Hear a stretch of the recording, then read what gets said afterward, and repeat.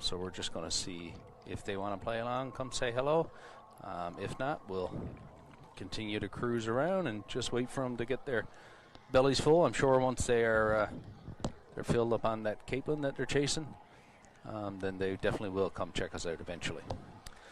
Again, guys, anybody who's just tuning in, you can head over at any time to the comment section, put in any questions, anything you might want to say there, and we'll get to them as soon as we can.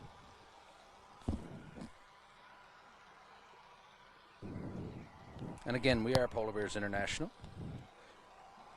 We inspire action to protect polar bears in their Arctic sea ice home through research, education, advocacy, and international collaboration.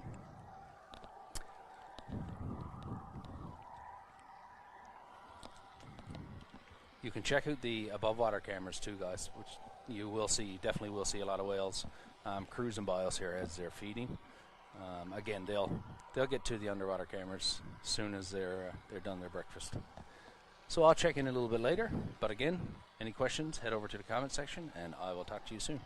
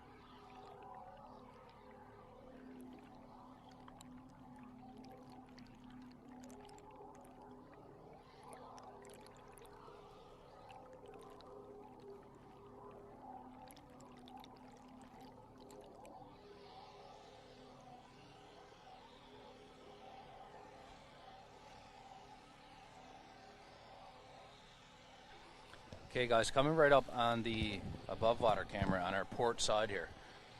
You'll notice there's quite a feeding frenzy going on. Lots of birds, lots of seagulls diving in there. I did see a couple Bonaparte skulls as well that were kind of picking up some scraps from those belugas. But that'll give you a good idea of what they're doing right now. They're just kind of feeding as much as they can, getting their day started just like we are.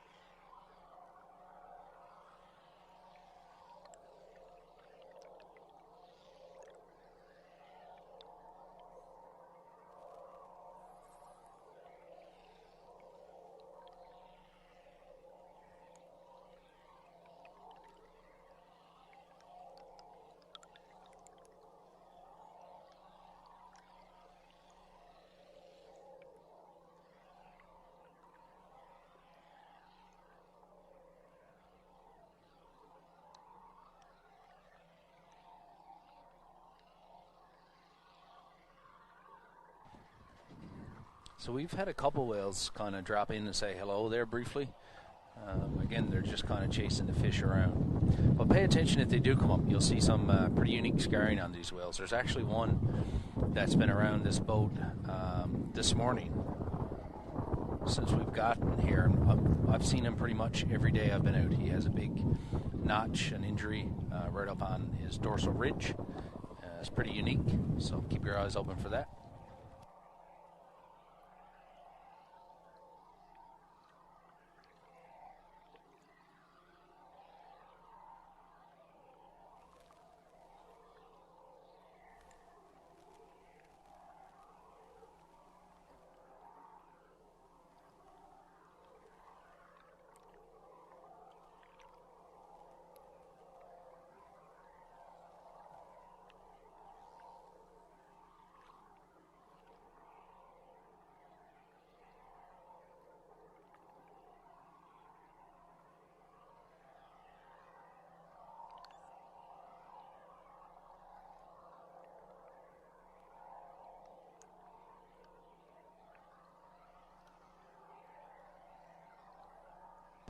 I'm sure with all these whales around us here too, guys, you're getting some really cool sounds from the hydrophone. These whales are almost constantly chattering. You can hear them quite a bit, even with no listening devices. Sometimes we can actually hear them just standing on the deck of the boat here, which is pretty incredible. Back in the days of wooden sailing ships, sailors would actually hear these whales singing through the hulls of the wooden boat. And of course, they gave them the name the sea canary for that reason.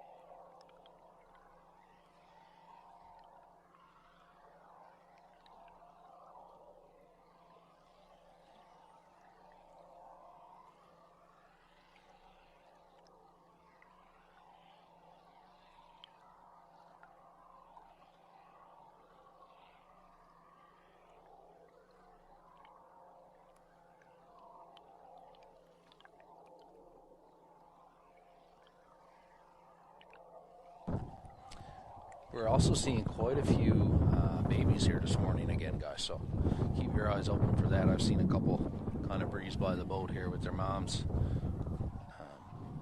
We still have some whales actually being born right now as we speak. I'm sure it's starting to slow down a little, but we've certainly seen them with their fetal folds, which is pretty neat.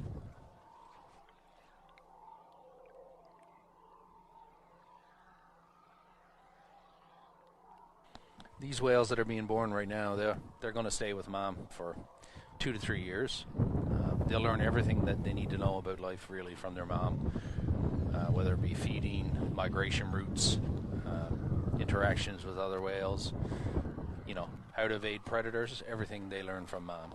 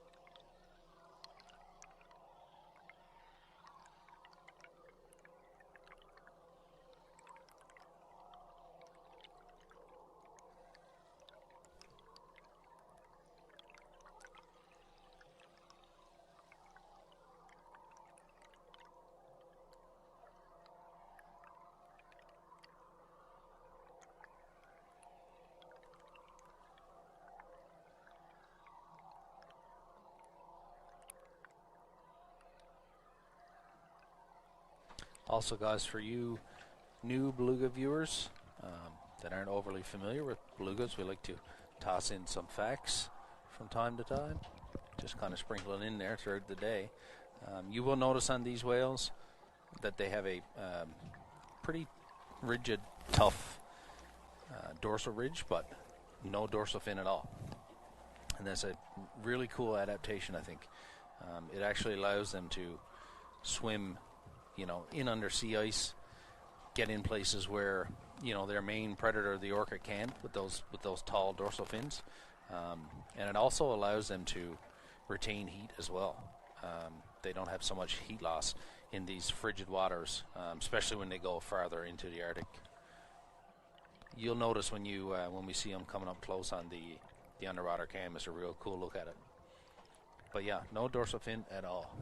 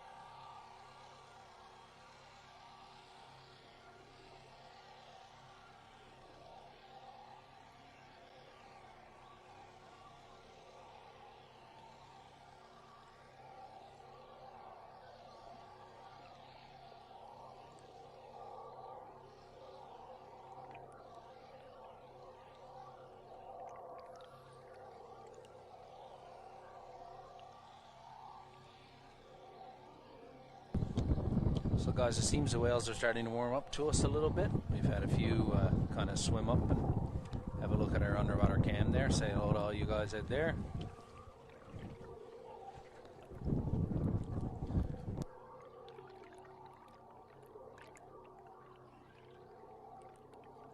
There are so many belugas here today. I'm just looking around me and it's just white whales everywhere. Again, they are still quite busy feeding, but should turn out to be a good day.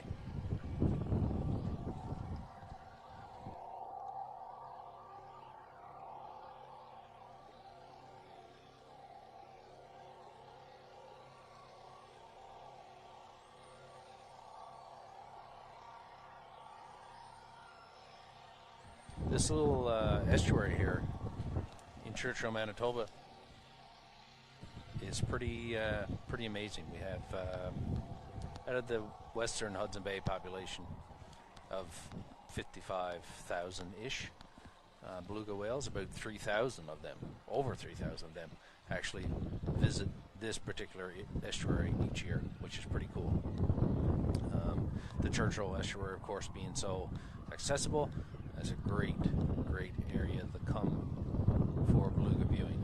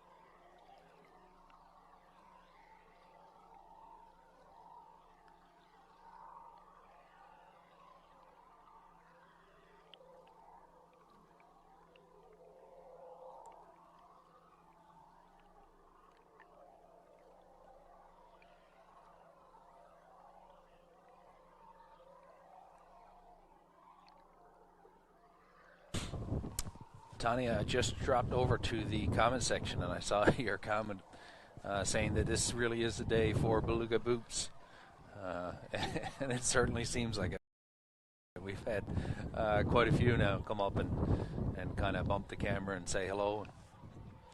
When they do that, guys, just pay attention to their lips. You get a really good view of their face, their mouths, and you'll notice sometimes they kind of look like they have chapped lips almost. And that's just from, them feeding or and beneath sea ice, things like that. It kind of roughs up their face and gives their lips that chapped lip look.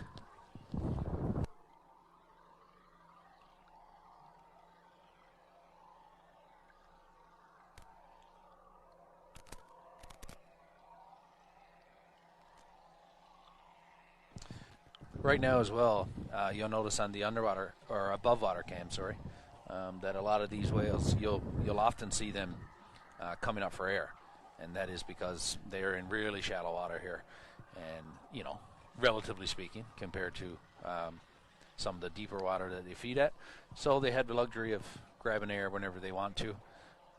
Of course, when they get in situations where they're doing those 1,000-meter dives, which is crazy to think about that they do that. They can hold their breath for 20, 25, 30 minutes. So yeah, they're certainly capable of holding their breath, but right now it's high times for them here. They can just relax and feed and raise their babies.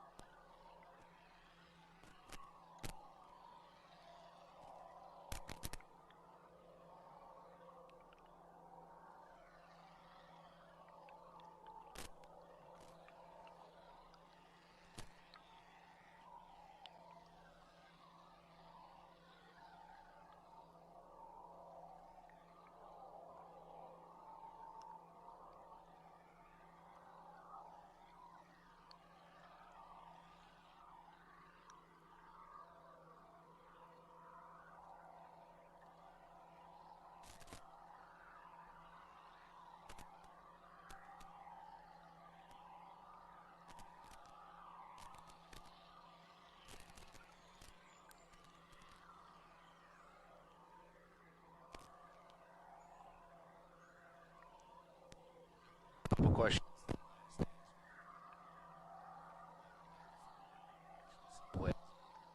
What we were looking at about 21, which is as well, like 10, and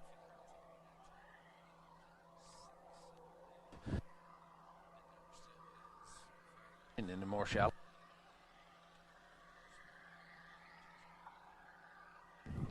Just for our equipment, we don't want to damage anything.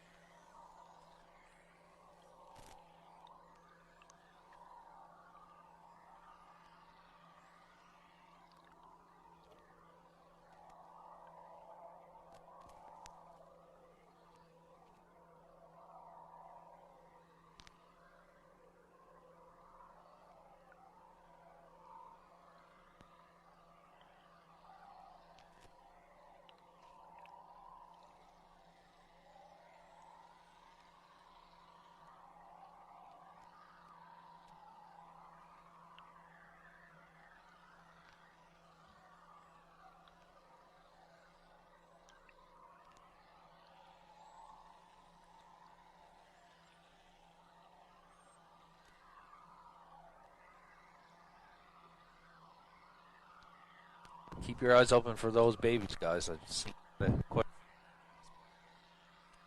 one that looks and said hello to us at there.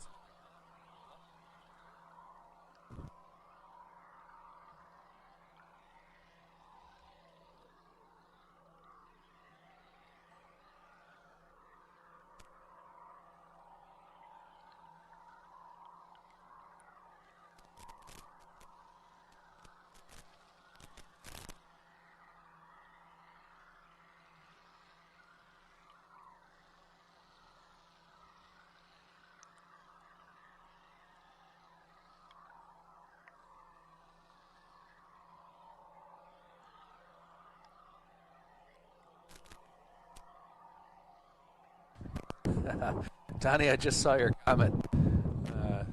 Thank you for making sure you get zero work done today. Belugas can be quite a distraction. That is very true.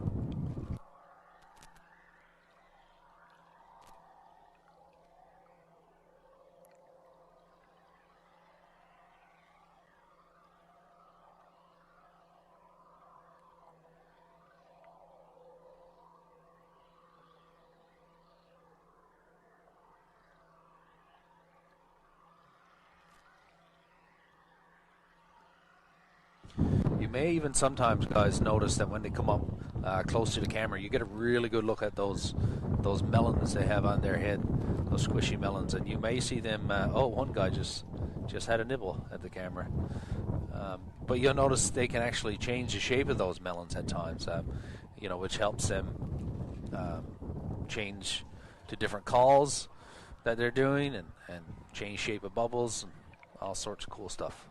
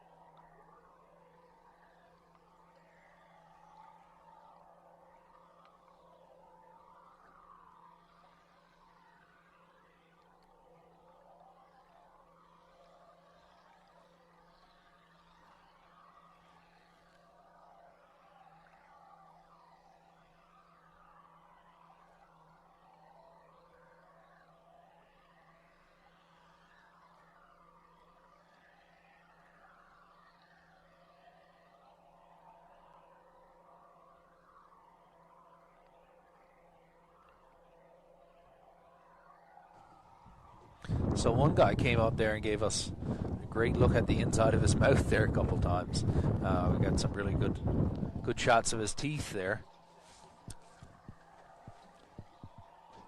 People sometimes ask, why do the belugas, approach the boat and actually put their mouths over the camera at times, and I don't really know 100% because I mean, who knows what they're thinking, but I do. They're extremely curious, and of course, I think they just want to know what the camera is, and they don't have hands, so they can't they can't really reach out and hold it or get a feel of it. So the next best thing, I guess, is the mouth.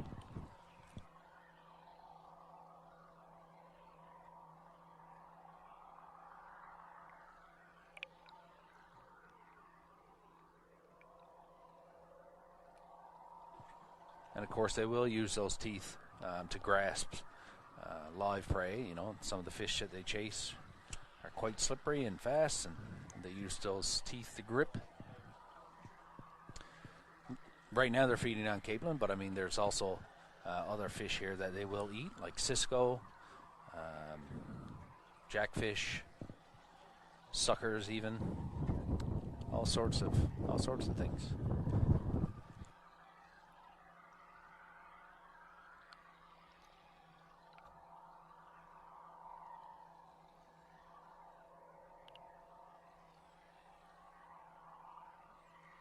And you'll notice a lot of these scars that you see on these whales as they approach on the underwater cam.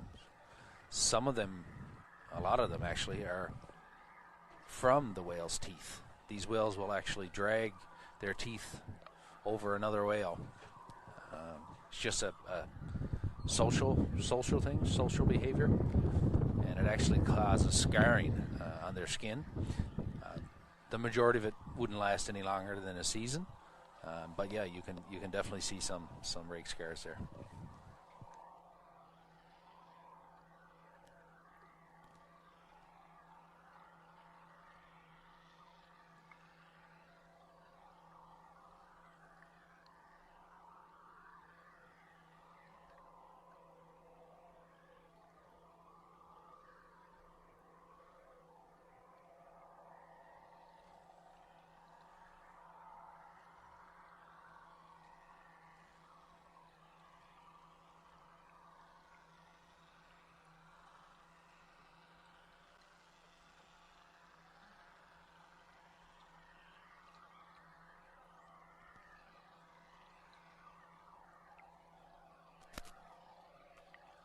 There you go, guys. There's a look at those.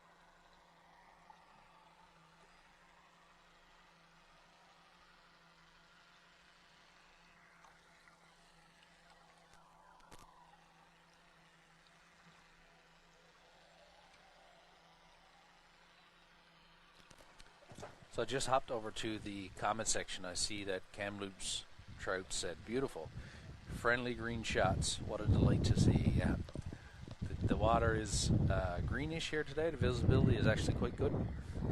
So it is looking pretty nice on the cams. But that's a good point. They are very friendly, of course, as you can see, very curious. And I think that, just goes to show just how intelligent they are. They're extremely intelligent. Again, very curious, gentle.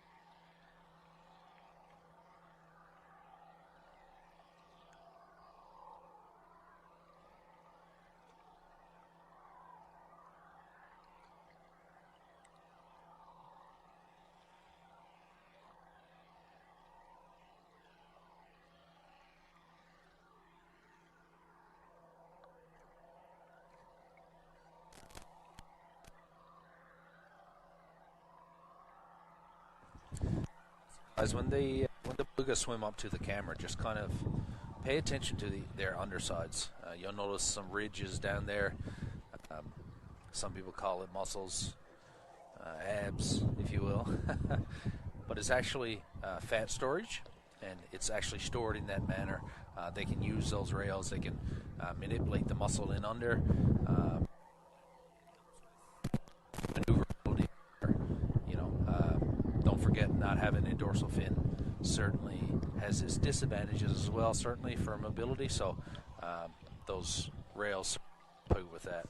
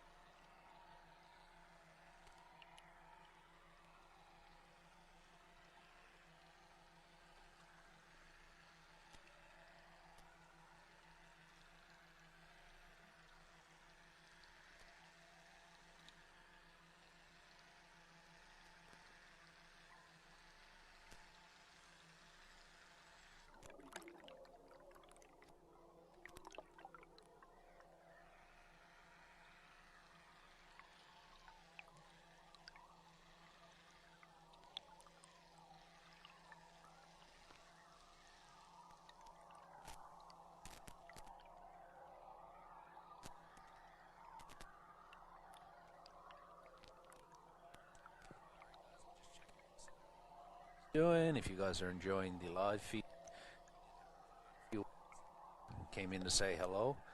Still lots of whales around.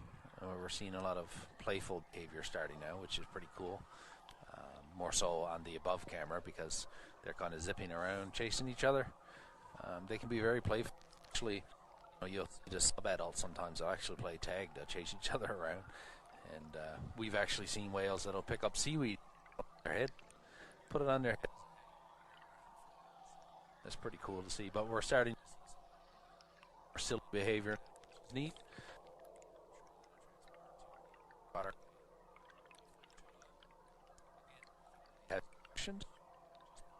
Section shortly.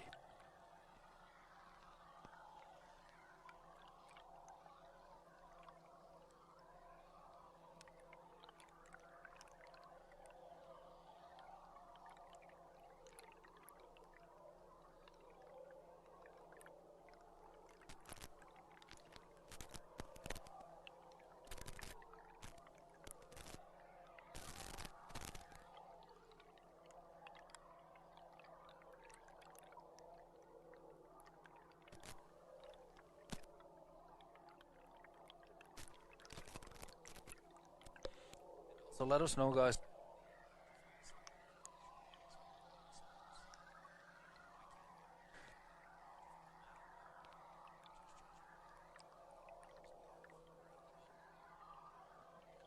I'm sure.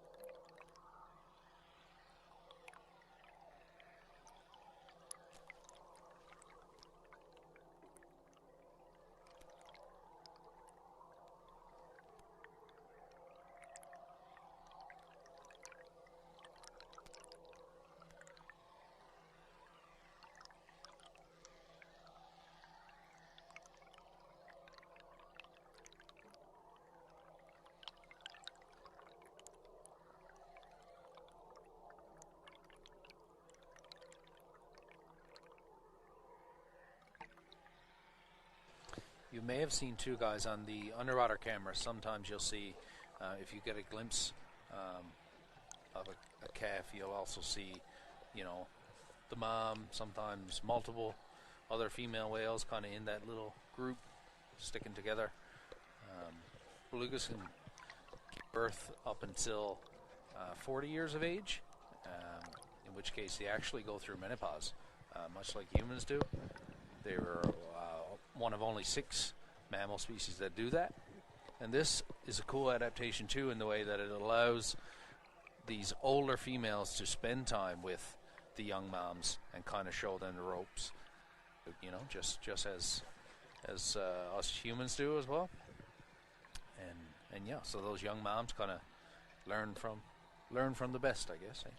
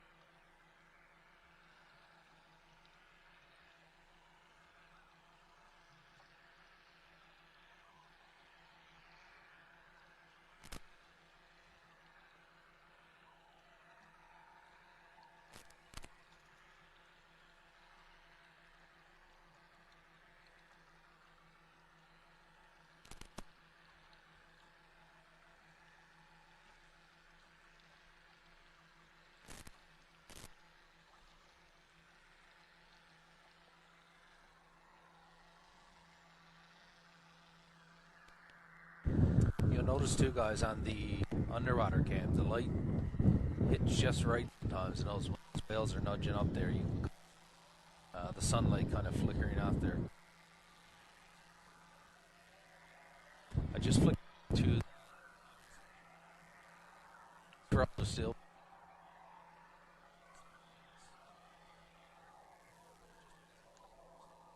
A bunch of stuff going on here. I'm trying to.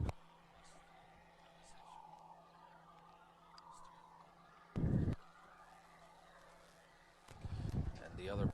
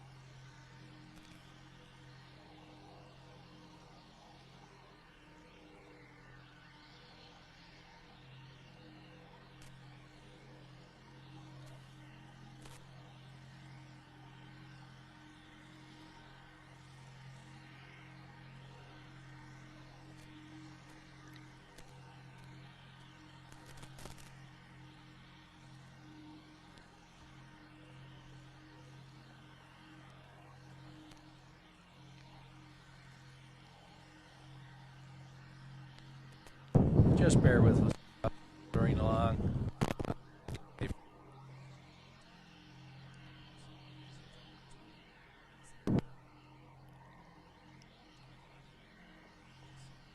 Ability, so shot.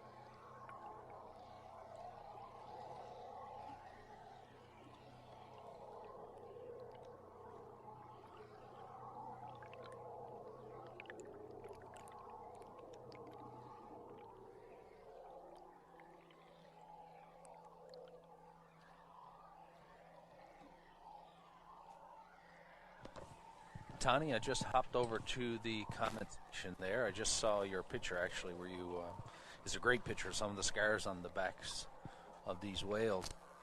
You were asking if they were teeth marks, and it certainly looks like it, yep. Now, they will also sustain some injuries from, swimming under the ice as well. There are times when belugas will actually get themselves caught in under ice flows, and there's only a very small breathing hole for multiple whales, and so they certainly will sustain injury from that as well. But those particular ones, yep, for sure, they look like teeth marks. Again, nothing too crazy. They'll probably fade as the season goes on, and then they'll get some new ones later.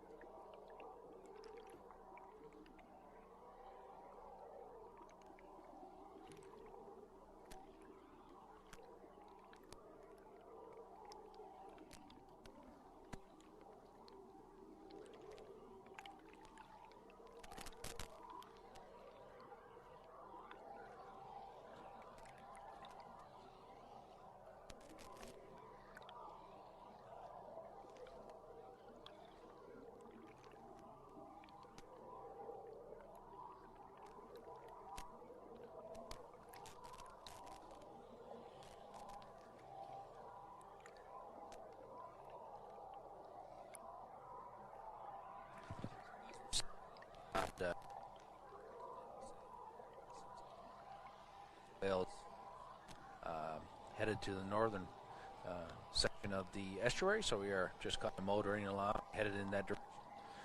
And seems like quite a few whales up ahead, so stay tuned. It should get good here again shortly.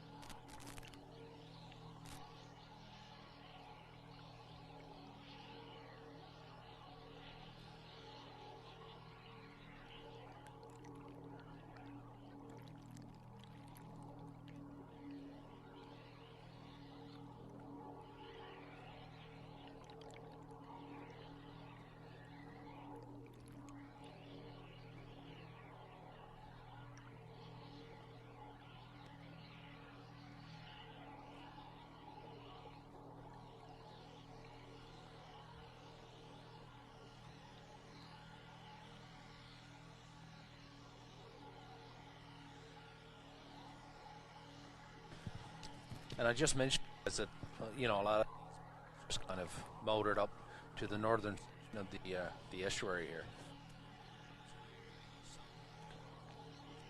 Slow swimmers.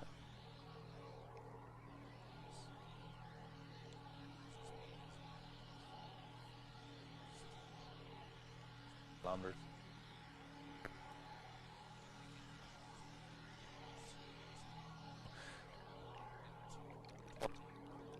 An hour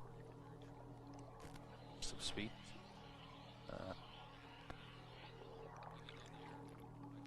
As slower swimmers, they can still boogie when they want to. So we were just surrounded by whales here for quite a while.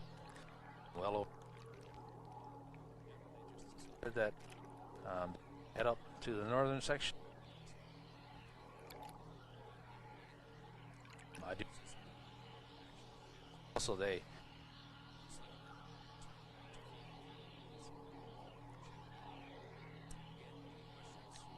pop them in the comment section, and we'll be with you shortly.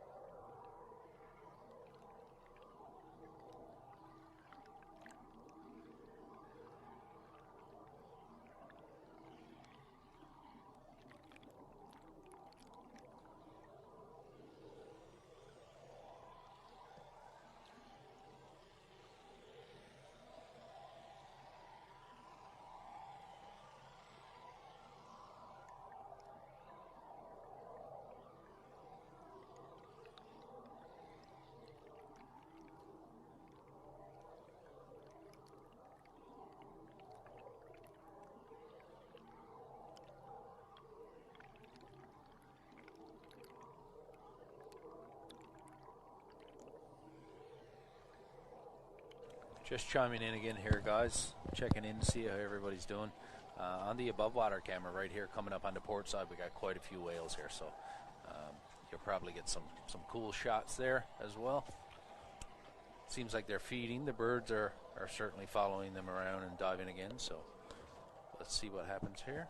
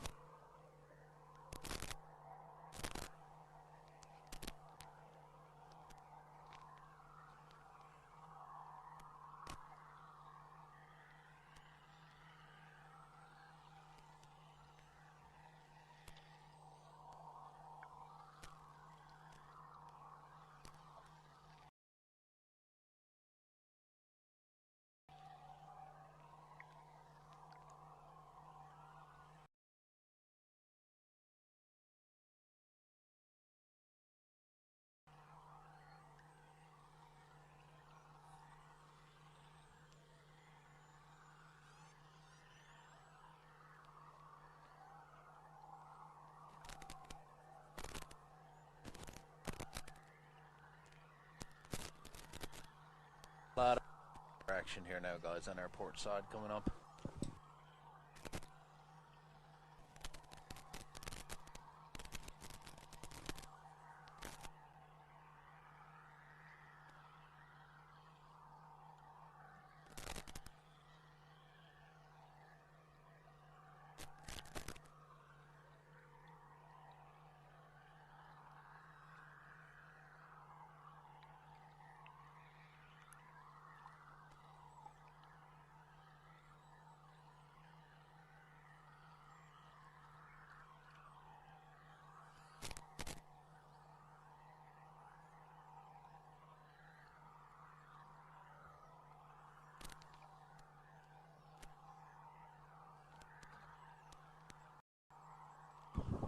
For the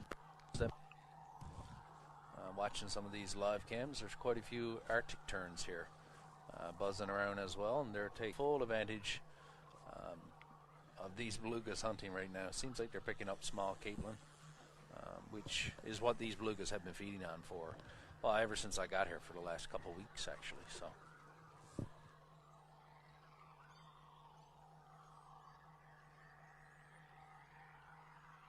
there was a short tail Jaeger here a few minutes ago that were kind of bugging the terns, trying to get a free meal. I think he's moved on, but I'll keep my eyes open for sure.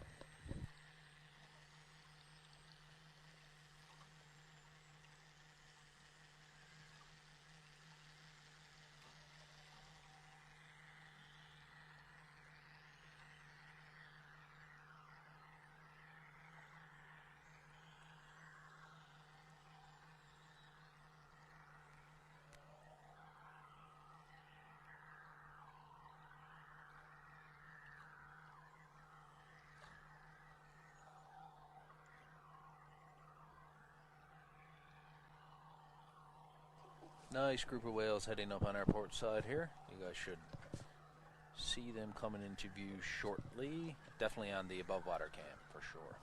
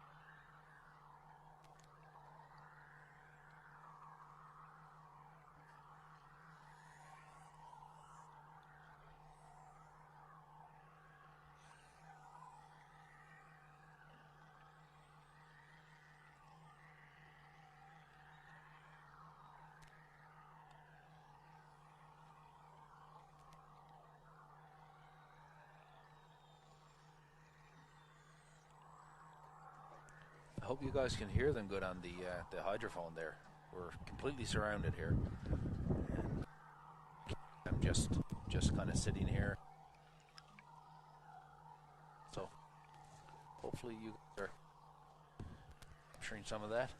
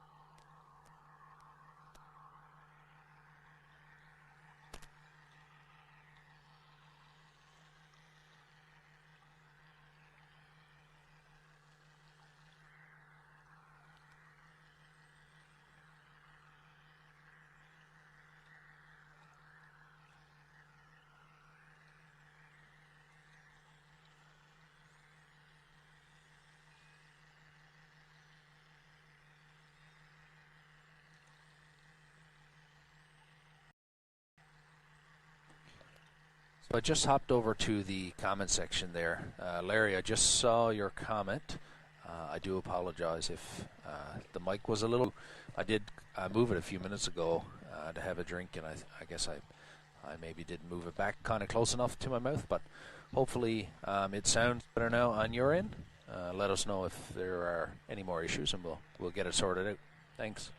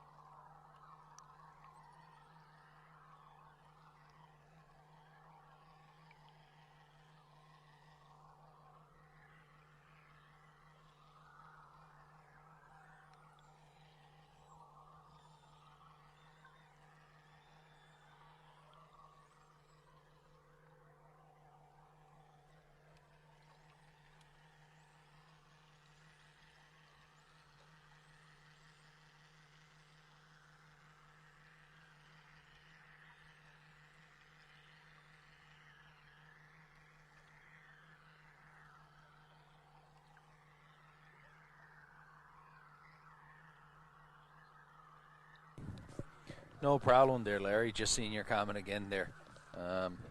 Yeah, thank you for pointing that out. Actually, that was a good catch. Sometimes I have so many things going here at once that it's easy to forget sometimes that maybe I don't have a mic turned on or I have it moved away a little too far from my face. So again, thank you for that, my friend.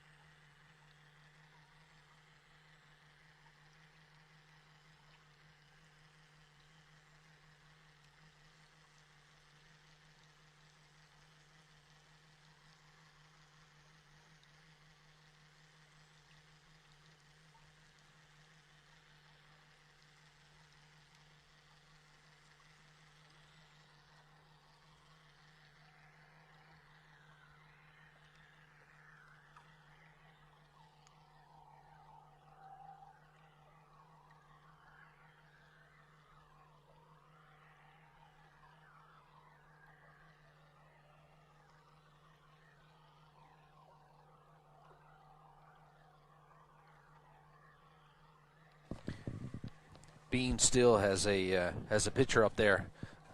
They said very large. That's a good point, actually. We've seen quite a few large whales here so far today. Some really big males for sure have been hanging out around the boat. And you know, some of these at the top end of the scale, some of these big males can get up to 18 feet long and over 3,500 pounds. So, you know, they're small, I guess, as far as whales go, but they definitely aren't lightweights by no means.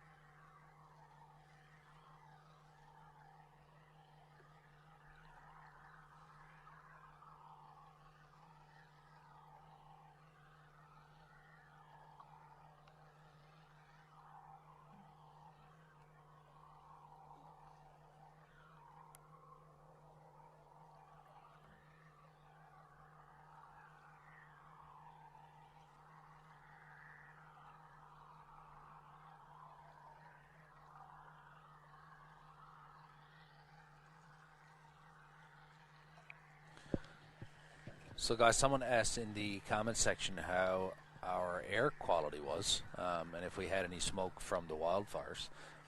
Not today, actually. It's beautiful here today. The air quality is great. We did have a couple days last week that it was, periodically a little smoky from time to time when the wind would pick up, kind of bring that smoke up to us.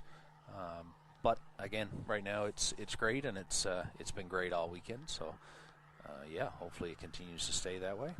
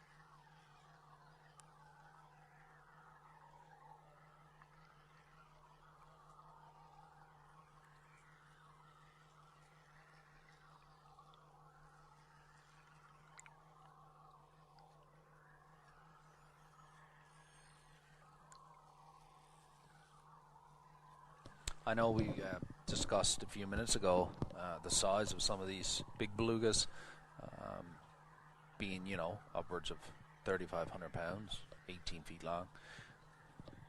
Even these little babies, like you look at them and they look seriously tiny, but when they're born, they're between 4 or 5 feet, and they're over 100 pounds at birth. So yeah, again, there's nothing actually small about them for sure.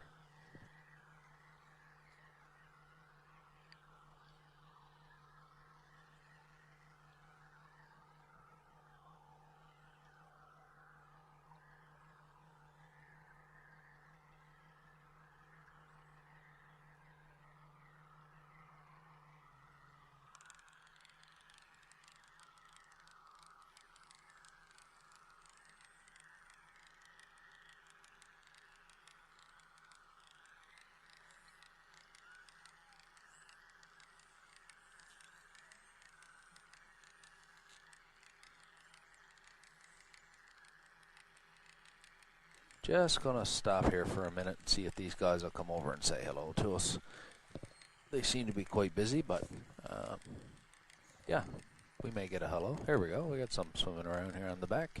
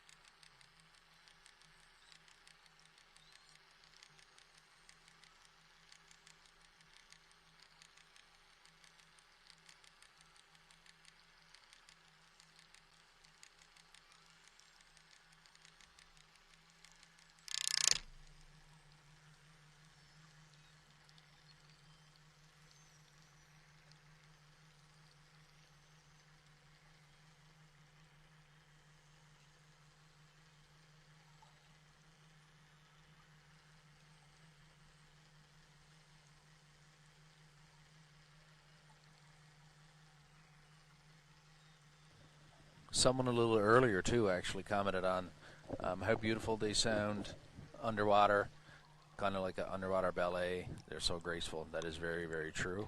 A neat thing about their calls, too, is that much like humans, their dialects can kind of vary a little between certain subpopulations, which is pretty neat as well.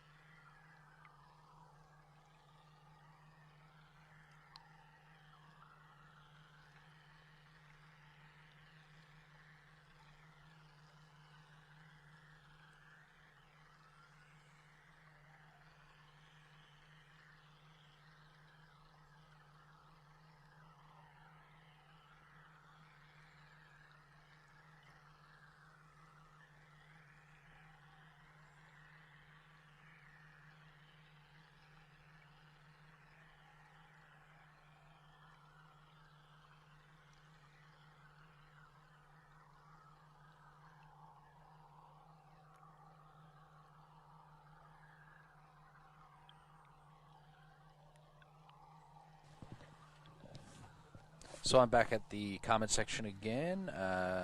Sugar G Mom 21 had a great question actually and asked, is the beluga population up, down, or normal? To my knowledge, it's stable right now. Again, we have right around 55,000 belugas that kind of frequent the western Hudson Bay area, and again, right around 3,000, sometimes over 3,000. Would visit the Churchill estuary per season.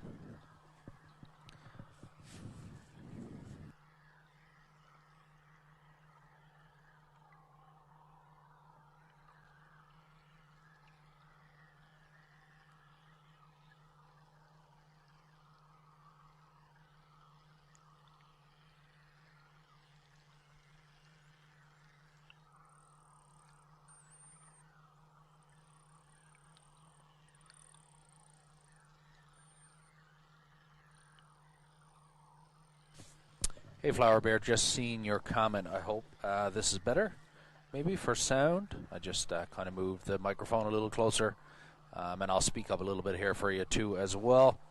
So, yeah, hopefully this helps. If not, I'm sure our ops team will tag it on their end right away. Thank you very much for that comment.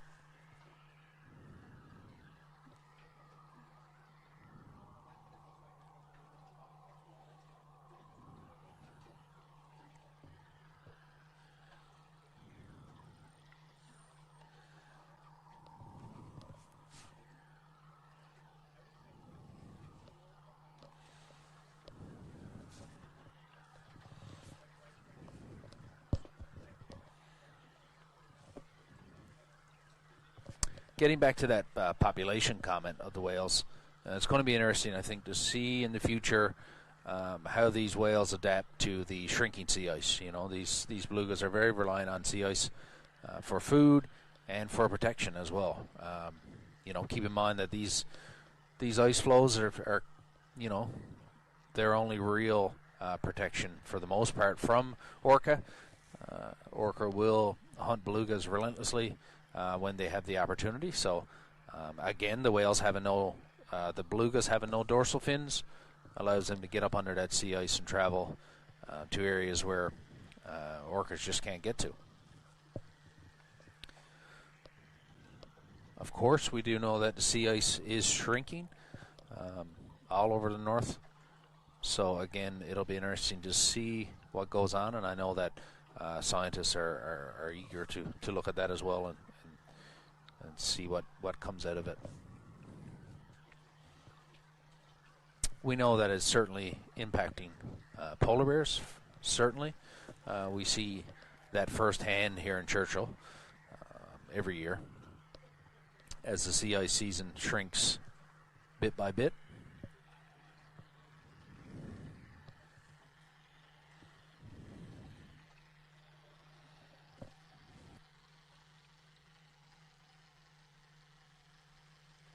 And I think in a lot of ways, because the belugas are so dependent on sea ice, and polar bears are as well, that their plights are very much the same. I mean, they're two different, very different species certainly, but I think their paths do parallel each other as far as climate change goes, how they're being affected.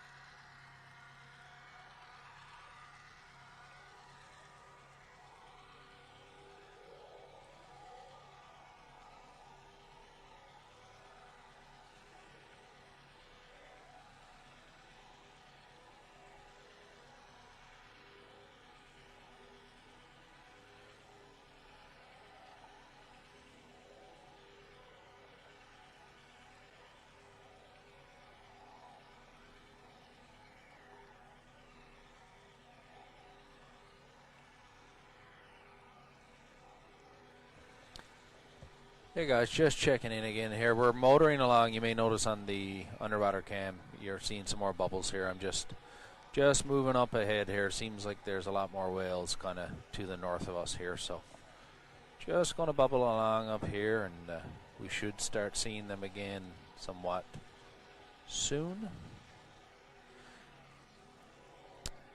Also, I did check the comment section. There was a couple good questions there, and we're going to get to them shortly. I'm going to get Stefan on from the Assiniboine Park Conservancy, and he's going to help answer some of these questions here.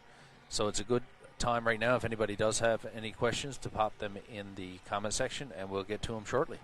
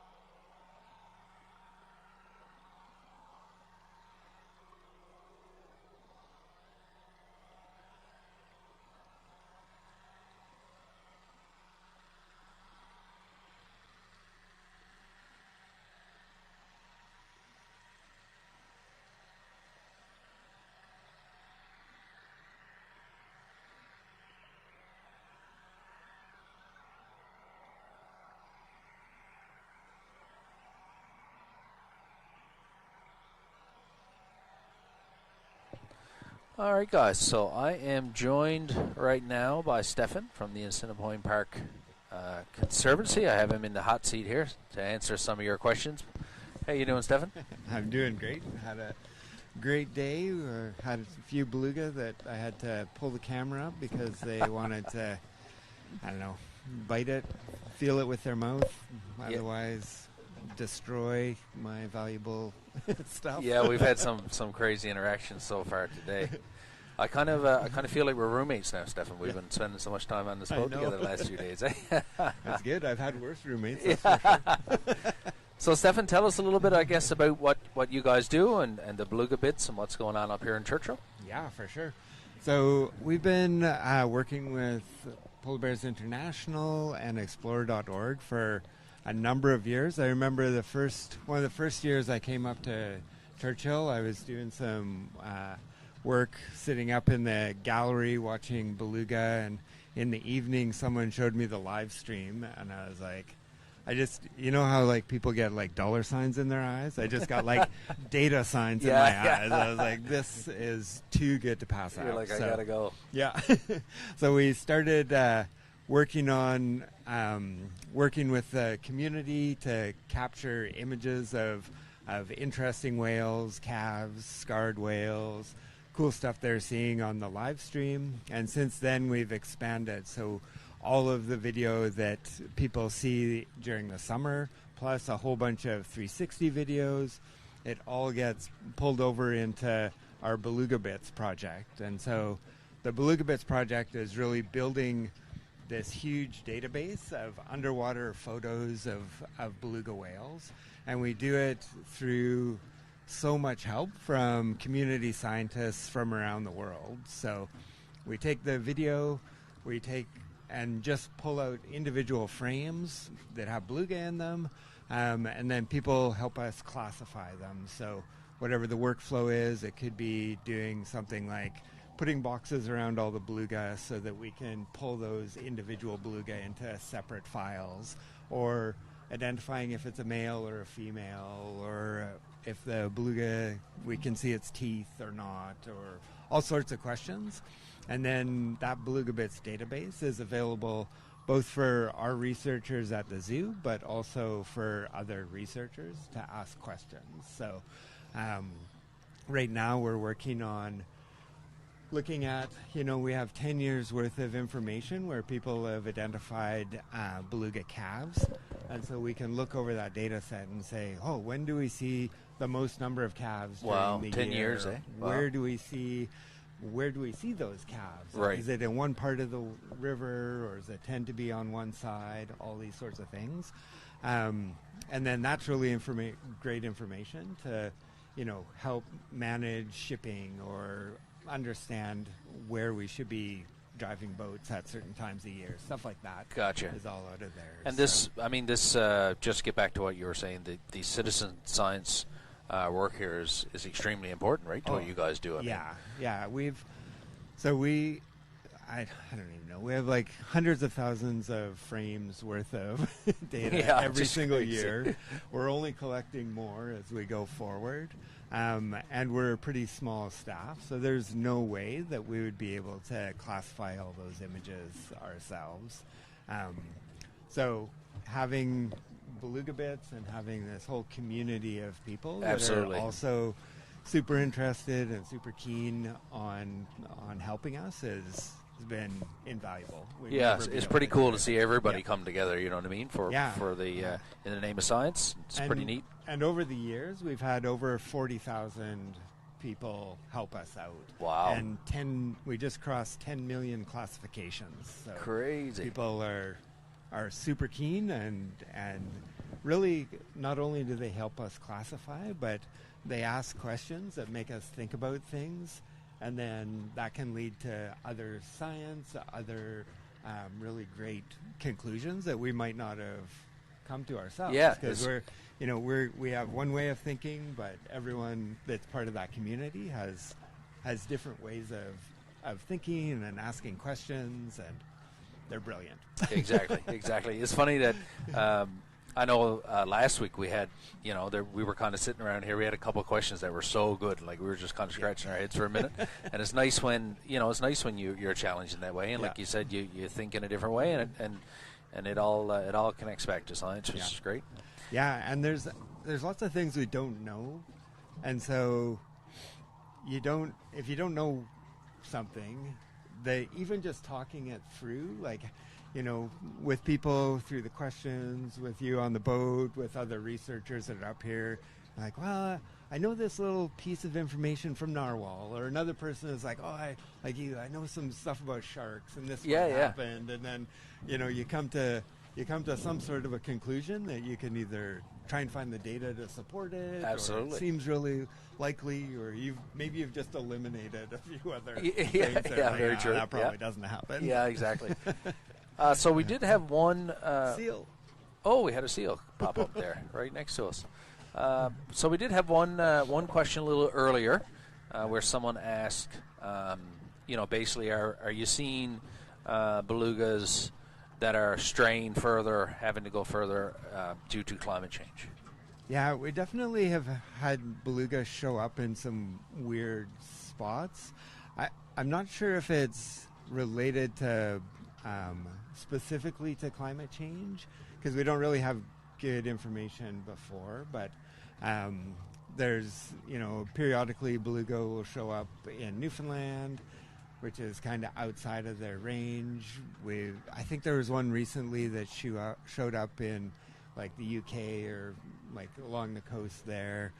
I think the best example of where that's happening is a few years ago there was satellite tagged bowhead whales that had been satellite tagged in Greenland, and some that had been satellite tagged on the western Arctic side, so Alaska.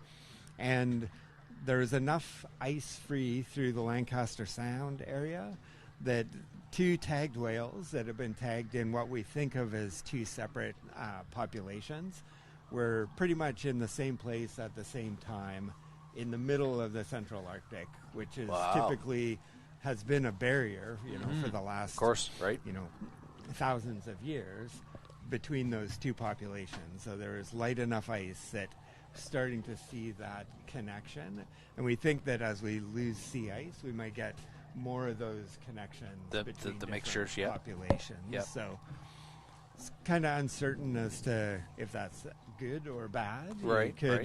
You could have populations that were not exposed to certain diseases that others were, and then that might be a problem.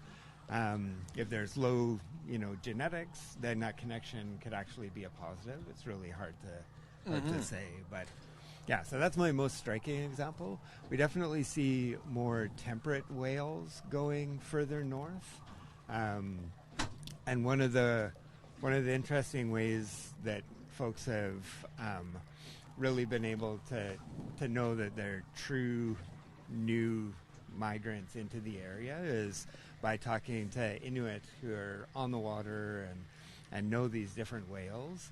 And sometimes they won't have a name for a whale that showed up, and so between their knowledge and the lack of the name, that it's a whale that hasn't been there before. It's exactly just coming right. into the Good Arctic point. to take advantage of the productivity, or the water temperature has changed enough so they can be there.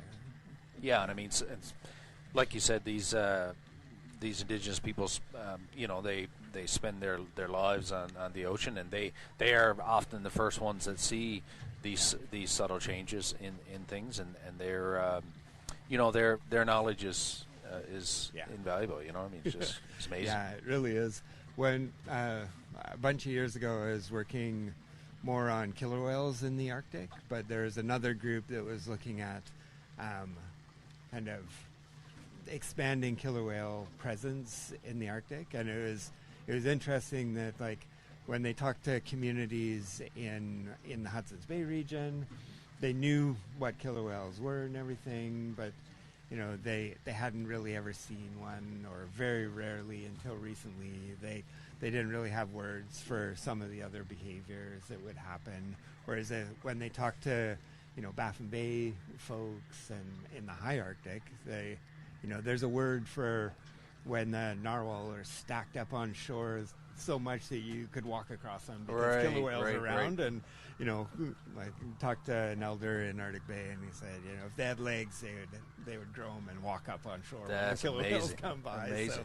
So, there's this long history and knowledge absolutely that elders and hunters have in the north. So, yeah, and it it helps. That contributes so much to science too. Right? Oh yeah. It's interesting, in recent years especially, but throughout kind of my career, trying to join the two knowledge sources together in different ways, and through all my all my efforts and my own little research, I keep getting surprised that I just like sometimes there's like completely new different ways of knowing. So yeah, absolutely, you're right. It's hard. It's hard for me to even wrap my brain around a completely different way of thinking about animals or the relationship between animals and people, and it's cool. I love it so much. I know. It's it surprises me quite often. For sure, and it's really cool. I love that actually. That it seems like now more than ever that indigenous knowledge and science are coming together more, which is super cool. Yeah, and very exciting time. It's a shame it's just now coming together. It probably should have always been together in different ways. Yep. We'd probably be a lot better off in many respects if it was, but I guess better late than never. Absolutely, absolutely.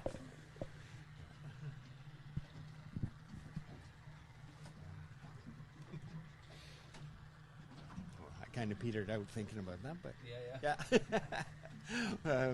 I can't think of any other range expansion sorts of work. We have been working more on the lower trophic levels, and so one of the things that came out of the Beluga Bits project was we were seeing lots of jellyfish, so we decided, we're going to have a separate workflow for folks to identify jellyfish and jellies that we see, and so designed this workflow. It's going to be this one, or this one, and then people started saying, "Well, this one looks different," and this one looks different. And so through the good questions and keen eyes of the community scientist participants, we have a couple new records of species for the Churchill area, and we don't know if they're new because they're introduced, or maybe they came in on ballast, or maybe they came in because of the changing environmental conditions, or because they're jellyfish and they're hard to sample. Maybe they've just always been here and folks haven't recorded them before, but still a great example of new things being kind of seen and recognized through the power of community science. Absolutely. And to get back to, we were talking about, of course, things changing due to climate change and the shrinking sea ice. I think that a lot of this stuff is still to be determined, like how this is going to play out. You know what I mean? Yeah. I think of it as the details are to be determined, but we kind of know what the future is. We have the broad picture. In the broad picture. Absolutely. Yeah, I kind of think of it as you're going from winter to summer. You won't know what the weather is 2 weeks from now. Exactly. Yeah. But it's probably going to be a little bit warmer. A little bit warmer. Absolutely. So, yeah. And we see it here in Churchill firsthand with the polar bears. It's kind of playing out right in front of our eyes here in the fall as well, right? So. Yeah. So we'll. One of the interesting things is out on a buggy one day, and one of the drivers had been coming up for years and years, and the thing that they had noticed was the willows were taller. You couldn't see the bears as much. Yes, right. The willows are taller, and that's directly related to warmer summers and all that. All those shrubs can grow a little bit bigger, and they don't have such a hard time in the winter. And it's crazy how when something like this happens, like when climate change happens, you know, it kind of just has that domino effect. It's just a whole web of things that are affected by it. Yeah. Yeah. Yeah, for sure. And on a hard to predict web too, many times. Absolutely. So like, It's things that you don't even think about, and then when you do realize it, you're like, wow, like, yeah. you know what I mean? It's crazy the way it works. Yeah, one of our research projects was actually looking at harbor seals, and harbor seals are in the Arctic, but they're not great in the Arctic. They're more of a temperate seal. You see Gotcha. them, Yep. you know, they have one of the widest distributions of all the seals. Pretty common everywhere, but they have a hard time in the Arctic. They don't maintain breathing holes, so they rely on leads and cracks during the winter, and so there's some work kind of in the early 2000s, and they had counted seals at that time, and then when we started doing work counting harbor seals, it was in, you know, I don't know, 2012 probably is when we started, so another like 10 years on. And we were going from, like, I think their maximum count was about 40, and we were up over 141. We're starting to see harbor seals in, like, the Inuit subsistence harvest of seals in Arviat. Yeah. So it's pretty clear that, you know, as things have been changing, they've gotten a little softer and a little better for harbor seals. Gotcha, and you see that population increase. Yeah. We think maybe ring seals aren't doing as well, but they're a lot harder to count. So Gotcha. Yeah, exactly. But yeah, subtle changes, and yeah, when you change harbor seals, they're eating different fish. It can impact people in different ways compared to, you know, ring seals and polar bears. Yeah, I mean, it's a good point. All of these animals are opportunists in some way, and if they can catch a break, whether that be for something that's harming other organisms, they certainly will take advantage as well, right? Yeah. It's, I mean, there will be some sort of ecosystem regardless of what the future Absolutely brings us. That's right. right. It's It just might not be an Arctic ecosystem, which we all really love. Yep. It might be a more temperate one, and that's definitely a concern. But the animals will kind of fill in the gaps as we go along in different absolutely. ways. Well, that was great, Stefan. Thanks for the chat. My pleasure. Yeah. We're going to go back to looking at some whales here. We got some coming up on the starboard side there, and I think they look like they may have some interest, so we'll see if they come by the camera and say hi.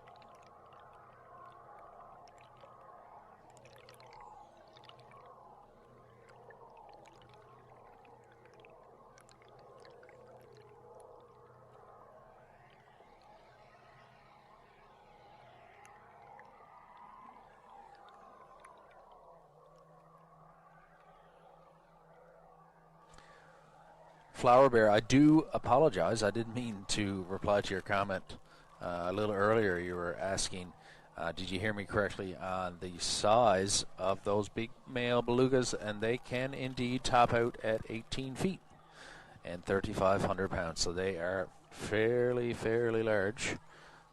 When you see them swimming by the boat here, they seem fairly large for sure.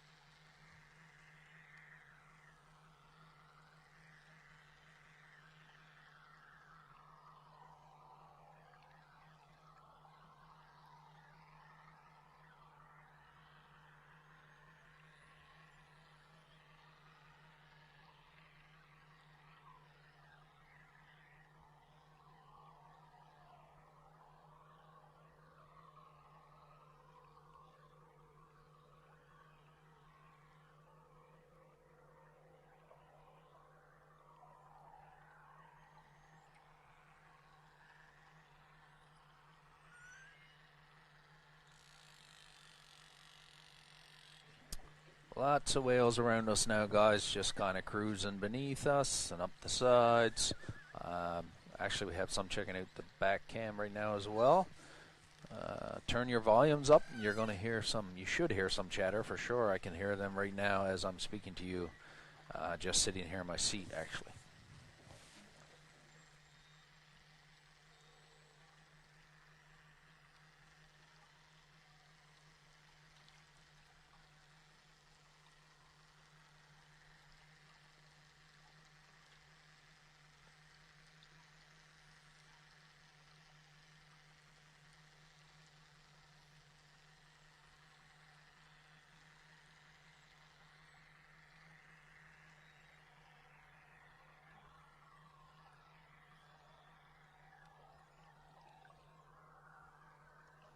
Guys, pay attention to the underwater cams too. Sometimes you'll see them come in. That guy just kind of moved his head around a little, and you'll actually see just how mobile their neck is.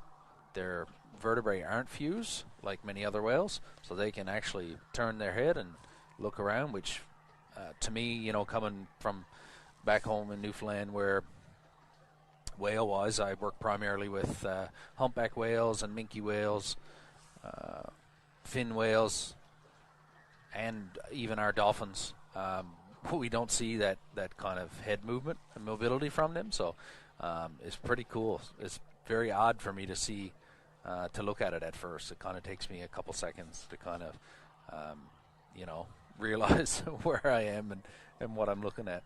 It's a pretty cool adaptation for the belugas, and I think it kind of gives them more of a personality, I guess. You know, they're kind of free to move their head around and investigate things and to curb their curiosity.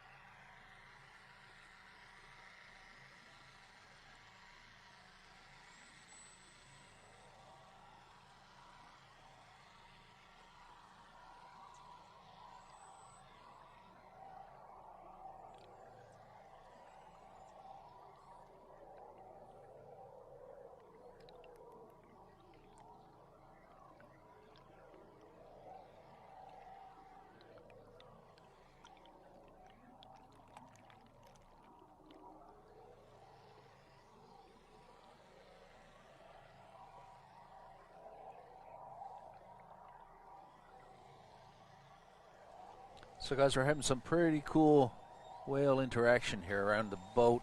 I just popped over to the comment section for a second. I noticed that somebody put up a still, super cool shot of the fluke on one of these belugas, and there's like a lot of cool notching and scarring on there. That would certainly be one that Beluga Bits would be interested in, because if it's been seen before and they can match those notches, that'll be super cool. So thanks for that shot. That was awesome.